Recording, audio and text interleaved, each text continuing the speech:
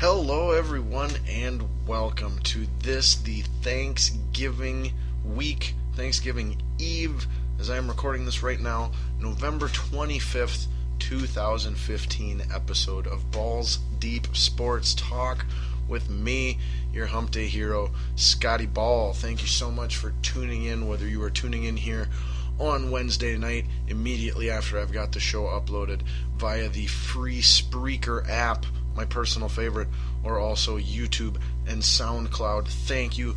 And if you are tuning in on our new weekly broadcast day and time on WNLMradio.com on Thursday at 7 p.m. Central Standard Time, a very blessed and happy Thanksgiving to you and yours. May your holiday festivities find you safe and happy. All right, so plenty to discuss here on the show this week. As I mentioned, with it being Thanksgiving week, I am going to definitely not just try to keep the show shorter, but I am going to keep the show shorter in overall running time. Last week, our episode reached the 3 hour and 3 minute mark, a new personal best for yours truly. But this week, we are definitely going to keep it to 2 hour maximum, possibly even 90 minutes. We'll see how long it takes us to get through everything. So what is everything, you ask, Scotty Ball? Well, let me give you a brief overview of everything that will be on the show tonight. We will be discussing the NASCAR Cup Championship, which concluded this past weekend on Sunday, where Kyle Busch was your season winner for 2015 in NASCAR. Congratulations to Mr. Busch. So we will discuss that for all my NASCAR fans out there. We will also be discussing what was the painful, embarrassing debacle of a border battle here in Minnesota on Sunday between our formerly fun while it lasted first place Minnesota Vikings and the Green Bay Cheeseheads, Packers to the layperson. So you will be getting my take, as always, on everything purple, as well as a recap and preview of everything else around the league. News with Johnny Manziel coming up this week, just the past day, that is very juicy. We'll be getting on that. And some huge breaking DraftKings news as well. So you'll want to stay tuned for that. We've also got college football to discuss, with the Gophers finally getting their first win of the Coach Clay's era over the Fighting Illini this last Saturday. We also had some big upsets and shifting around in the top 25, specifically in the playoff top 4 rankings and polls. So we will be checking in there, recapping and previewing as well in the world of college football. We've got NHL hockey to talk about. My and possibly your Minnesota Wild are playing as I speak. Again, I am recording this show Wednesday evening. Whenever you happen to listen to it, I do not know that. Or do I? That'd be scary if I did. But we will be checking in on the Minnesota Wild, what's going on tonight, what's been happening up to this point in the season. Get you caught up on what you need to know to talk Minnesota Wild hockey with your family this holiday week, as well as checking in on the Minnesota Timberwolves, where they're at, going around the NBA as a league as well. Some historic news to discuss regarding the defending world champion Golden State Warriors. We might check in on some college basketball. However, that is definitely on the tops of the chopping block for this week. Should we get running low on time, we will get you finished off and squared away, concluding last week's Major League Baseball regular season awards. As I mentioned last week and this week, since I record the show on Wednesdays and the baseball awards, ceremony, festivity, whatever you want to call it. It takes place over 4 days.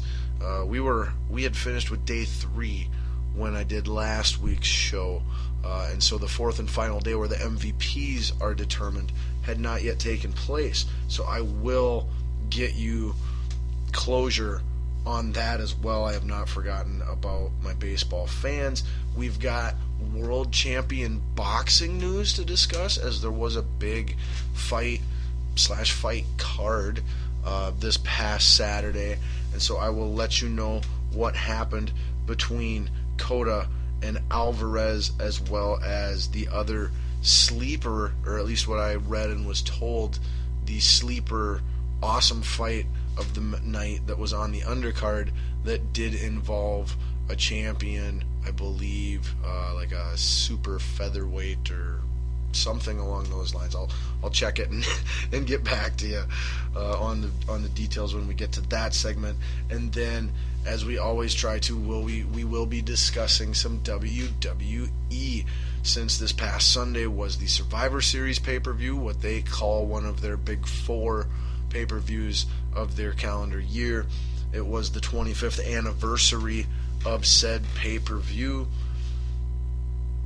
and yeah, you'll be getting my take on that. I'll let you know what happened, especially regarding the title picture, which was vacant going into the pay-per-view as a result of former WWE World Heavyweight Champion Seth Rollins tearing his MCL knee ligaments here just a few weeks ago at a live untelevised house show while wrestling the Big Red Monster Kane. I don't know. You can't really call him the Big Red Monster anymore. You can't. I don't know. I guess it depends on what show you catch him at. But anyway, we will be getting to WWE again, catching you up on the Survivor Series, Fallout, and events, as well as what this week's Raw episode was like. And if you missed it, you didn't miss anything. One of those. But so there is your overview of what is on the show tonight. And again, we're gonna cram it somewhere. Somewhere at 2 hours maximum is our salary cap of time for the show. Although if we can get to everything in a shorter amount of time, we will certainly be good at calling it quits earlier here this holiday week. All right, so now I guess it's on to show plugs and advertisements and news here real quick, and then we will get underway with our opening segment and first topic. So show news, as I mentioned, we are now, our weekly broadcast day and times have both changed on our home, mothership broadcasting platform that we have here for the show, which is WNLMradio.com, Northern Lights Radio. And that has been changed now to every Thursday night, as opposed to, it used to be every Wednesday night. Now it's going to be every Thursday night at 7 p.m. as opposed to the old time of 9 p.m.-ish. Anywhere from 9 to 10, your guess was as good as mine. This way, many benefits. It will be on at that start time every time, every week. So that is one nice thing. Also, not having to listen to it so late in the evening, with the season changes and people having jobs. I'm told some people have those things, whatever those are. But it just made more sense for everybody. Me doing the show, the people at WNLMradio.com as a station, and also what I've been told and heard for you, my weekly Balls Deep goers, my Balls Deep Army. Our numbers continue to be strong every week, between 500 to 1,000 listeners we're getting to every episode. And I can't thank you guys enough, and gals, for contributing to the show's success and allowing me to do this every week. So if you want to get more involved and engaged, become a better Balls Deep goer, I like that. Yeah, that works. What you should do is, first off, if you're on Twitter, and if you're not, seriously, it's 2015, here we go, giddy up, come on. But if you're on Twitter, please follow the show on Twitter. The handle is really simple. It's at BDST Show. And I retweet all kinds of sports news, as well as a few live tweeting takes during different sporting events, all of Vikings games, WWE, Raw, pay-per-views, things like that. But for the most part, it's show news, links to various things, as well as, like I said, the sports news. I will retweet all kinds of stuff that I find relevant that's going on in the sports world, so it's a great way to stay informed as well as stay in touch with me. Now, if you just want to stay in touch with the show for the most part, and you're probably just on Facebook a heck of a lot more, I am also on Facebook. Simply like and friend me by searching Scotty-Ball. Again, like and friend me on Facebook by searching Scotty-Ball. You'll see the Balls Deep Sports Talk logo, and that's us. That's me. So, what else we got? Download the free Spreaker app in your iStore or your Play Store. Best way to listen to the show on demand if you're not going to be listening to it on the internet radio station. As other means of that would be the TuneIn app, SoundCloud, and YouTube. And while you're on those things, if there is a like or heart or favorite button of some kind, please make sure to click that as well too, as we are getting extremely close to getting the show on iHeartRadio, and we're considering getting the show on Tumblr as well. Whatever the heck that is, I don't know. We're looking into it. But so, keep us growing, keep the show happening, and those are the things you need to know to help continue to do that. But mostly, as long as you're listening, that's the best thing you can do. Also, tell your friends, tell your enemies, whoever you think might listen to Sports Talk Radio. Let them know about this show, as we have no budget at all. There is no production budget. There's no promotions budget. There is zero. Our budget is zero. What's lying under your feet right now, that's our budget. So word of mouth is all we got. So pass it along as well. All right, I think that's all the plugs we need to get in. Let's get to our hit opening segment here on the show. There are, always more than one worthy topics to be starting the show here with, as I mentioned, our hit opening segment. Let's just say it together, everybody. 3, 2, 1, balls on fire. But if you know me, if you know the show, you've got to know what the topic is for Balls on Fire this week.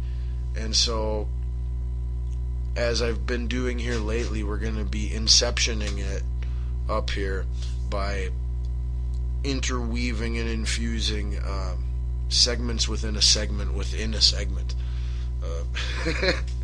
So you're just going to have to try and hold on and keep up the best you can. And if you get behind it all, just raise your hand, and someone will be along to help you at their earliest convenience. But this week's topic for Balls on Fire is the debacle that was supposed to be the Border Battle Part 1 of 2015 in the NFC North, involving the Green Bay Packers and my possibly, but hopefully not, your Minnesota Vikings. The Minnesota Vikings lost to the Green Bay Packers this past Sunday at TCF Bank Stadium in Minneapolis, Minnesota, by a score of 30-13. Oh, it was the Sunday game. It was the Fox game of the week. We had Joe Buck and Troy Aikman as the announce crew, and oh man, does anybody else just can't stand Joe Buck, at least as a football commentator? I can take him as a baseball commentator. Don't get me wrong. I'm not a big fan of his as a baseball commentator per se, but I think he's decent at it. I can stomach him as a baseball commentator. But as a football commentator, there's something about the guy that I can't stand. And surprisingly enough, Troy Aikman alongside of him, in my opinion, has become one of the best, at least